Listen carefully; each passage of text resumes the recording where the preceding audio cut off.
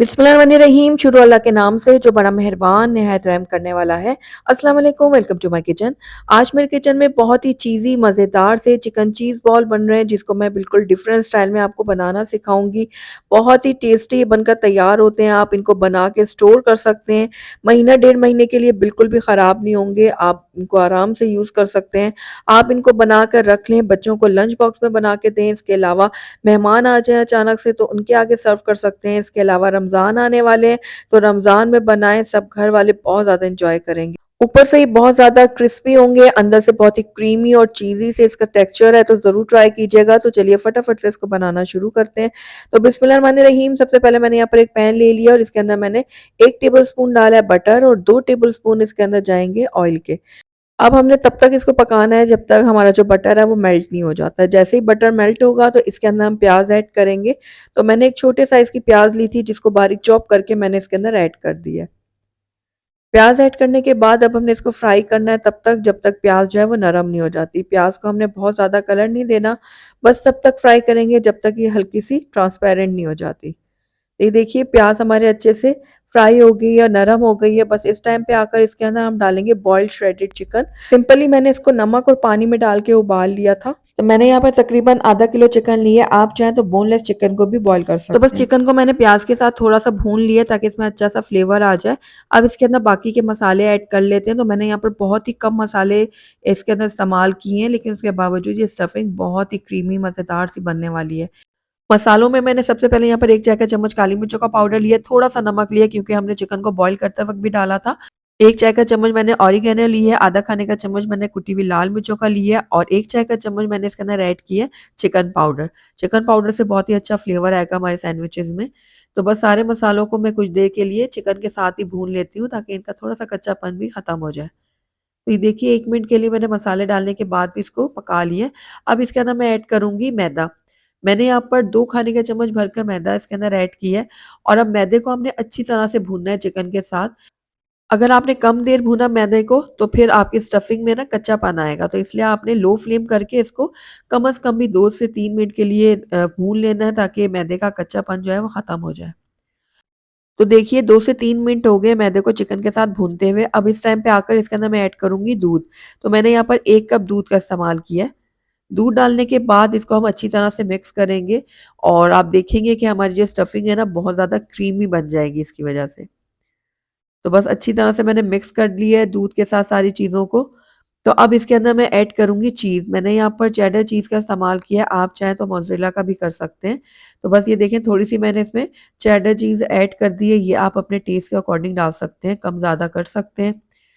तो उसके साथ ही इसके अंदर मैं डालूँगी 2 से 3 खाने के चम्मच फ्रेश क्रीम। अगर आपके पास डब्बे वाली क्रीम नहीं है तो आप जो सिंपल ही दूध के ऊपर मलाई होती है ना वो डाल सकते हैं। तो बस इन दोनों को हम अच्छी तरह से मिक्स करेंगे। चीज़ और क्रीम ऐड करने के बाद हमने इसको ज़्यादा देर नहीं पकाना, बस इतनी देर पकाएँगे कि चीज़ हमारी थोड़ी मेल्ट हो जाए और क्रीम अच्छे से मिक्स हो जाए। तो ये देखिए हमारी जो स्टफिंग है ना बहुत ही क्रीमी सी बिल्कुल रेडी हो चुकी है। तो बस अब फ्लेम को मैं बंद कर दूँगी, स्टफिंग को हम थोड़ा ठंडा होने देंगे, अब हम नेक्स्ट स्टेप की तरफ चलेंगे।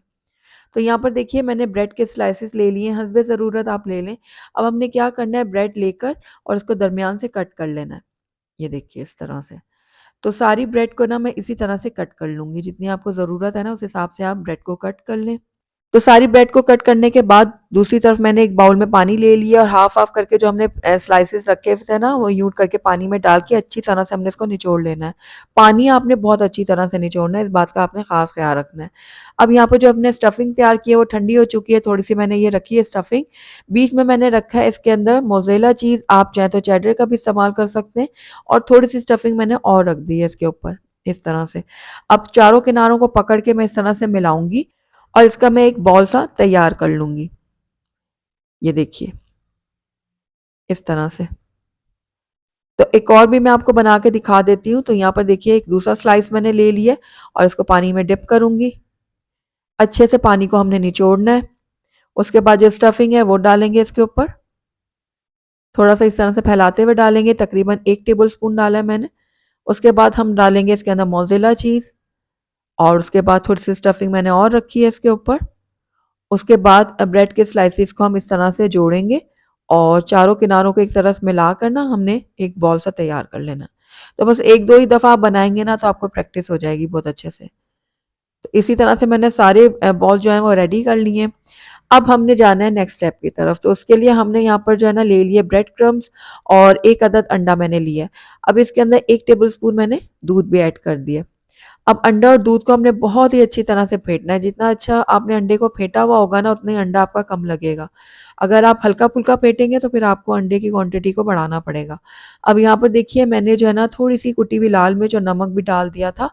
अब ये जो ब्रेड चिकन चीज़ बॉल है ना, हम एक-एक करके अंडे में डिप करेंगे पहले, इस तरह से चारों तरफ अच्छे से डिप करेंगे और उसके बाद हमने इसको ब्रेड क्रम्ब में डाल देना है। ब्रेड क्रम्ब को अच्छी तरह से हमने कोट करना है, ये देखिए इस तरह से। तो बाकी के ब्रेड चिकन चीज़ बॉल को भी हम इसी तरह से रेडी कर लेंगे।